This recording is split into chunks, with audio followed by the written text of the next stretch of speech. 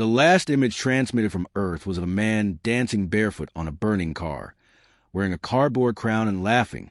Then came static. That was 7 years ago. Now, Captain Lila Van stood aboard the Horizon Lance, staring at the bluish-white orb to the observation deck, its surface tangled with unnatural clouds and glittering crystal scars. Earth, officially classified by the Galactic Council as a Level 7 irregular anomaly, uninhabitable, unrecoverable, forgotten, until today. Final descent in T-minus 2 minutes, chirped the AI. Please ensure your existential dread is secured in the overhead compartments. Lila sighed. The AI had been reprogrammed by Sanjay. Again, do we really need a comedy routine right now? She asked over comms. You're welcome, came the smug reply from engineering. Stress reduction improves mission cohesion by 37%. Science. Lila tapped her earpiece. You're not here to run a stand-up routine. Status. Systems green. Drone swarms prepped, and I've calibrated the atmosphere filtration for unpredictable microorganics. You're welcome again. She smirked despite herself. Sanjay Rao was a brilliant engineer with the attention span of a caffeinated squirrel, but he was hers, and he delivered. The rest of the team was waiting in the drop chamber. Boone Carter sat cross-legged on a supply crate, chewing something too red to be safe and sharpening a combat knife that looked older than the ship. You nervous, Boone? Tasha Delacruz asked, strapping in next to him. Nah, Boone drawled. Just wondering if Earth still has tacos. If it don't, I'm nuking the place. You're not authorized to launch nukes, Lila said, entering the chamber. Boone raised his eyebrows. Then why'd y'all give me the button? Tasha laughed. She was always laughing, like it was a compulsion or an act of defiance. Her poetry notebook floated beside her in 0G, tethered to her wrist with red ribbon. What's your first entry gonna be? Lila asked. Tasha shrugged. Something hopeful. Maybe. We returned to the cradle, only to find it empty and singing. Boone rolled his eyes. It better rhyme. Boots on in 30, Lila said. Everyone checks comms, weapons, bioscans. I don't want surprises. They descended like a steel arrow. No fanfare, no welcome party. The lander touched down in the ruins of what once was Chicago, a glittering forest of crystallized structures rising from fractured asphalt, like glass tumors growing from the bones of civilization. They stepped into silence. Wind whispered through jagged spires. A billboard loomed nearby, half swallowed by crystal, still readable. The future is human. Looks like the future needs a power wash, Boone muttered, raising his rifle. Sanjay's drone zipped ahead, scanning. Radiation nominal. Microbial activity. Aggressive but stable. Atmospheres breathable barely. Movement, Tasha said suddenly, her eyes catching motion among the shards. Shapes darted between ruined structures. Thin, fast. Too human to be alien. Too alien to be human. They're watching us, Sanjay said, narrowing his eyes. That's either a very good sign or a very bad one. Let's find out which, Lila said. They followed the movements, slow, deliberate, until they came to a subway entrance choked with vines and glittering moss. A low growl echoed from within, then a flash of motion. Too fast. Boone fired instinctively. The bolt sizzled into the shadows, and something screamed.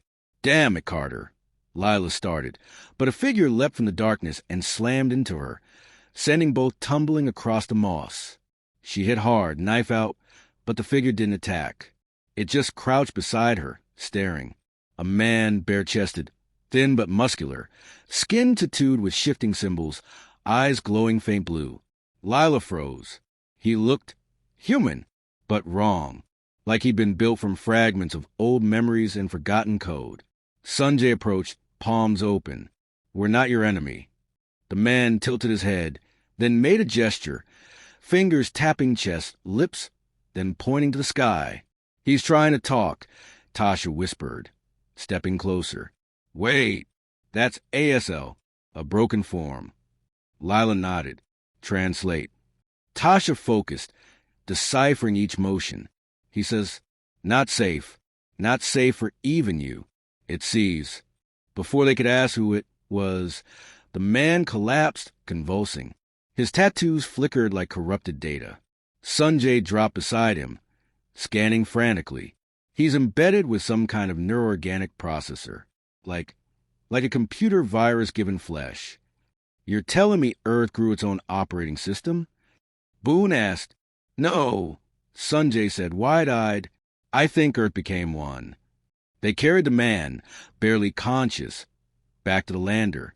As Tasha whispered calm words and Lila radioed for medical support, the man suddenly grabbed Lila's wrist. His voice was broken glass. You came back, he rasped. Then he passed out. In orbit, the horizon lands registered a spike in magnetic resonance across Earth's crust. Something ancient had noticed them, and it was waking up. The man they rescued, if he could still be called that, slept beneath a field cocoon inside the lander's med bay. His skin glimmered faintly in the dim light, symbols running like code through veins. Captain Lila Vance watched from the threshold, arms crossed, jaw set. The team's silence pressed in like thick fog. We need to move, she finally said. He's stable for now, but this area is not. Sanjay's console beeped urgently. She's right. Seismic activity spiking, intermittent, patterned, like Morse code but subterranean. Earth's talking to us?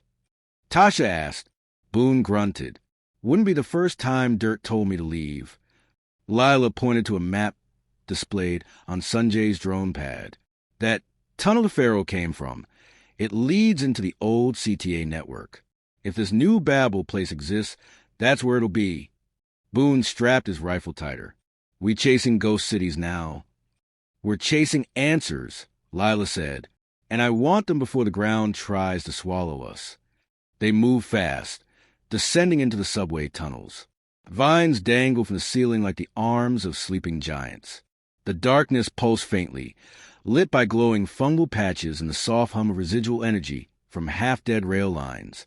The farther they went, the less it resembled Chicago. Steel turned to bone-like struts. Concrete gave way to bioluminescent mineral veins.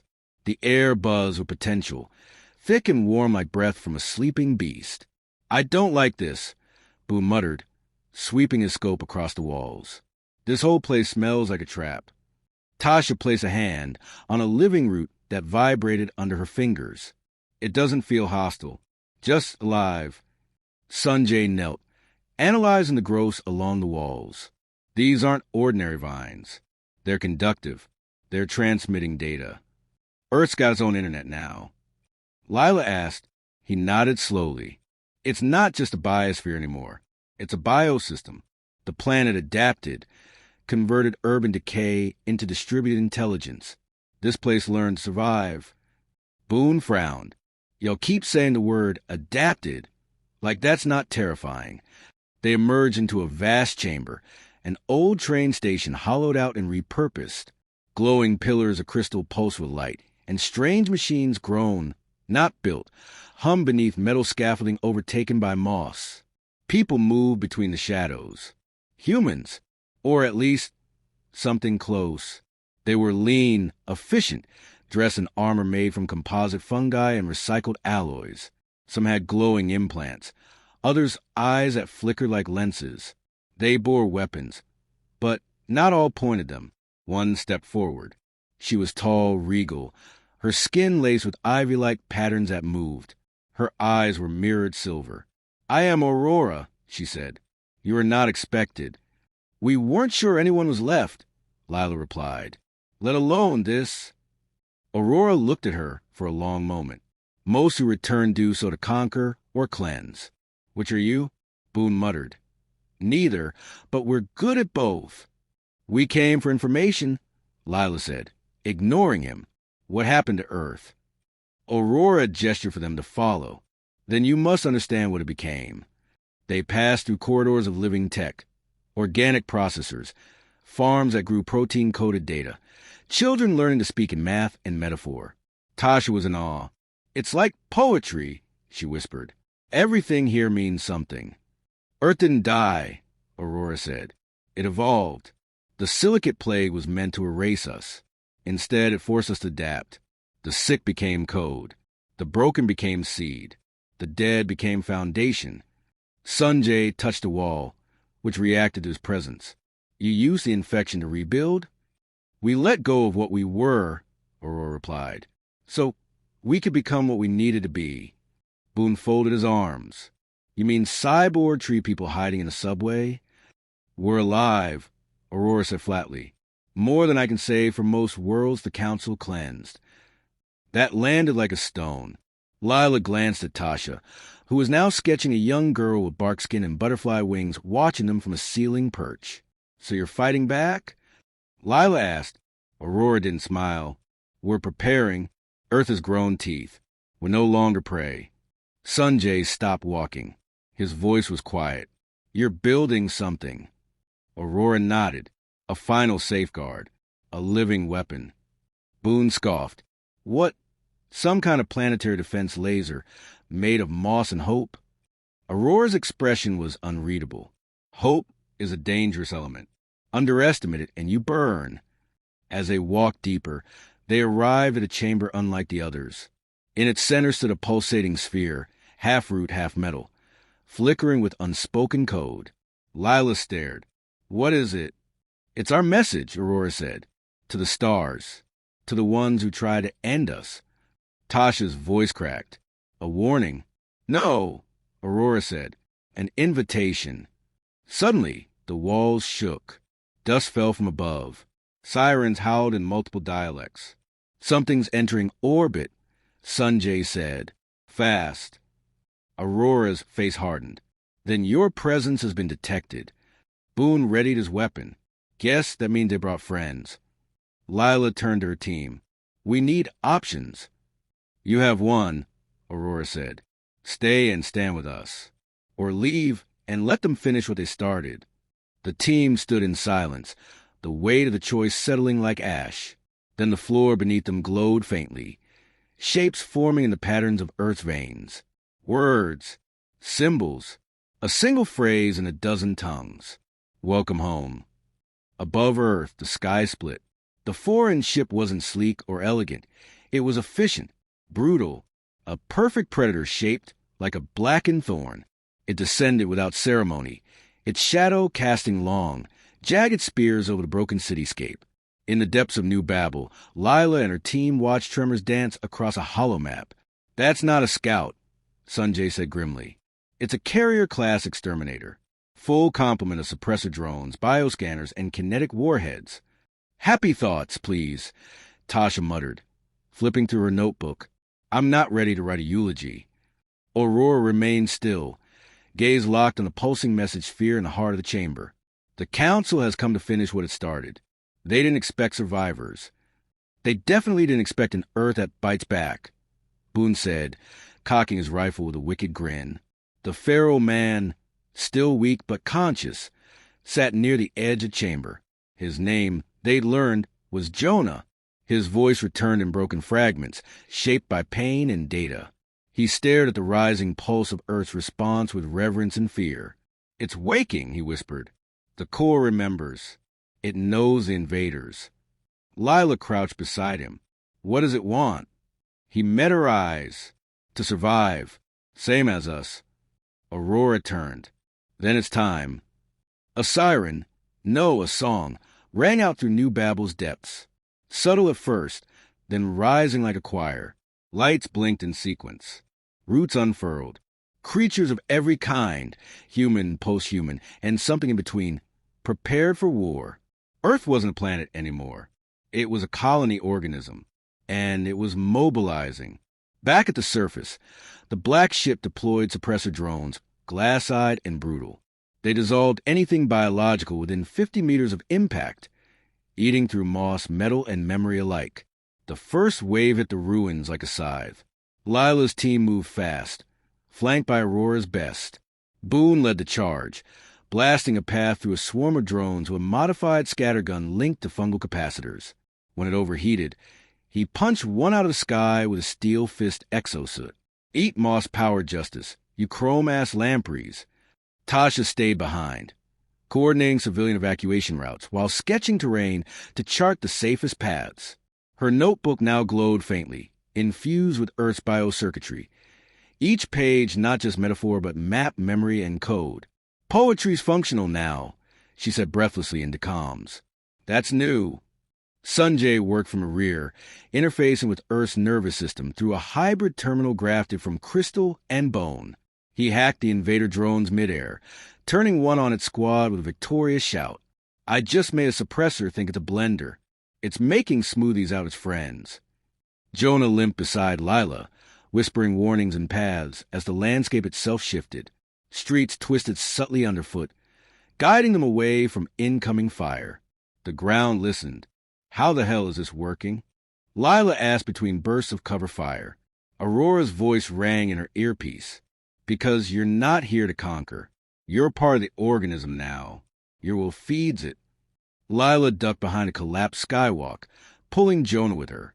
This organism got anything stronger than vines and vibes? Yes, Aurora said, but it needs your help to activate it. Sanjay's voice crackled in. Captain, she's talking about the sphere. It's not just a transmitter. It's a trigger. For what? For Earth's counterstrike. Jonah's fingers twitched. Not a weapon, he said. A song.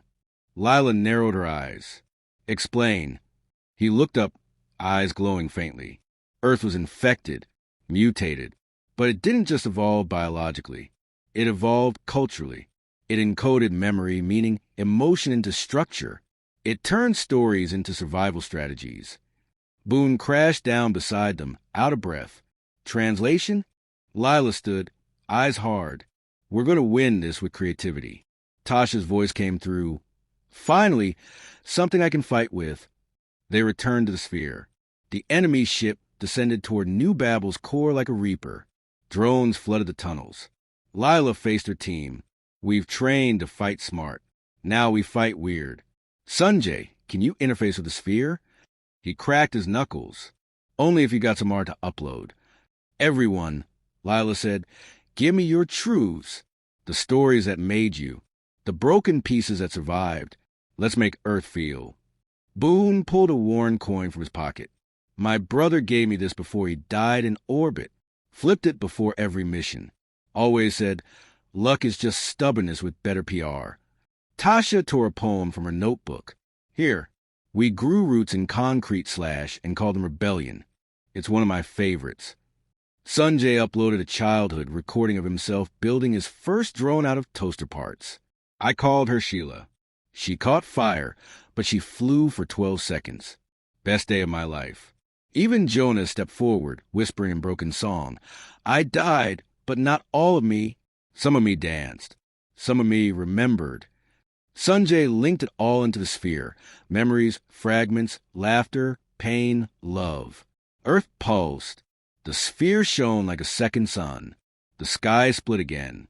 Not with a blast, but with a chorus. A resonant wave echoed from the sphere across Earth's surface. An emotional overload. The invading drones paused, glitched, then began to shake violently. They couldn't process what they were receiving. Sorrow, hope, rage, joy. The black ship quivered in place. Then, one by one, its systems collapsed. Its silence, once absolute, was overwritten by the planet's heartbeat. Lila stood at the center of it all, wind in her hair, dust glowing in the air like stardust. This is how we win, she whispered. Not with might, with meaning. The ship crashed miles away, swallowed by forests and fire. Silence fell, but it was no longer empty. It was earned. In the days that followed, Earth was quiet, not in defeat, but in breath, the deep, steady inhale of something reborn. The alien carrier had fallen. Its wreckage now sat twisted and still in the heart of an overgrown ravine, swallowed slowly by creeping roots and curious mosses. The council's signal was gone. No more drones.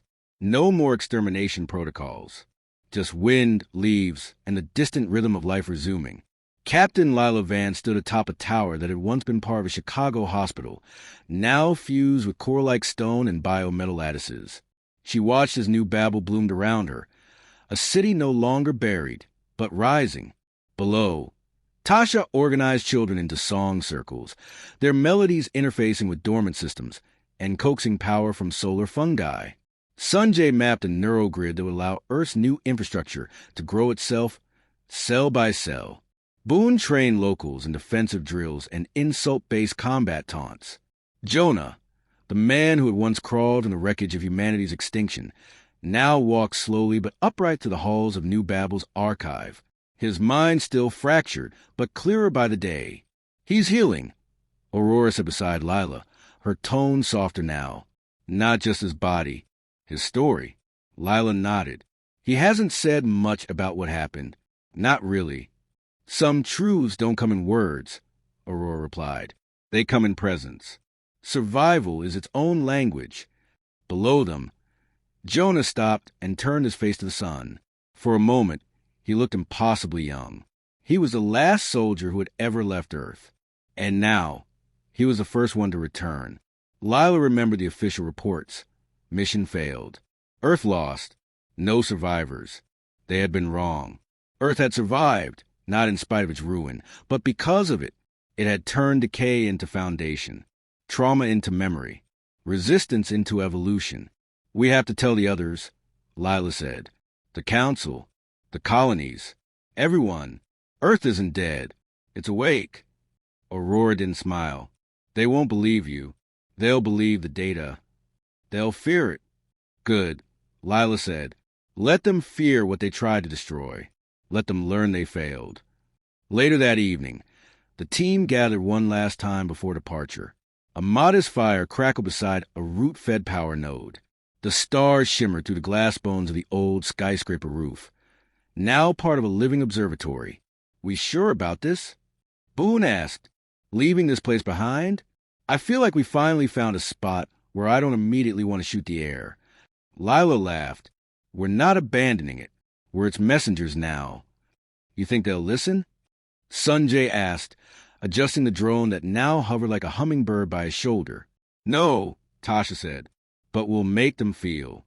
Lila turned to Jonah, who sat quietly, his eyes distant but focused. "You ready?" He hesitated. Then he reached into his satchel and pulled out a folded piece of cloth, a torn Earth Forces patch, the only piece of his old life he had kept. He placed it on the ground and looked to the sky. "I am," he said at last. It was the first full sentence he had spoken since they found him. The lander launched at dawn. Its hull now laced with bioreactor panels. It carried more than the crew. It carried testimony. As they breached the atmosphere, Earth's surface fell away, lush, scarred, humming with growth. A signal flared from the sphere back in New Babel. A pulse of color and data and emotion beamed into deep space. Lila turned to Jonah, who sat beside her in the co-pilot seat. "Where do you want to go?" she asked. He didn't answer with words. He simply opened his palm, revealing a small stone etched with a vine-wrapped star. A token from New Babel. A reminder. Lila smiled. "Back to the council, then let's ruin their day." And Duproof, in the chambers of the Interstellar Council, silence fell like a guillotine. Holograms flickered. Of Earth. Alive. Beautiful. Terrifying. New Babel's heart pulsed on the display. Data spinning like a storm. "You're claiming the planet survived?" asked Minister Arlon, his chitinous brow furrowed. "That it thinks." "We're not claiming," Lila said. "We're reporting." Another counselor leaned forward, his voice a low hiss. "And the soldier? The one we abandoned?" Lila glanced at Jonah, who stood silently behind her. "He didn't come to speak," she said. "He came to show you what you missed." The lights dimmed. The sphere's recording began to play, not in words, but in music, laughter, war cries, prayers, poems, the heartbeat of a world that refused to die. Council members squirmed. Some recoiled. Others were transfixed. Few understood what they saw, but they felt it. When the room settled, Jonah stepped forward, and he finally spoke again. "They thought Earth was lost," he said quietly. "They were wrong. They thought we broke." He lifted his gaze. "We adapted.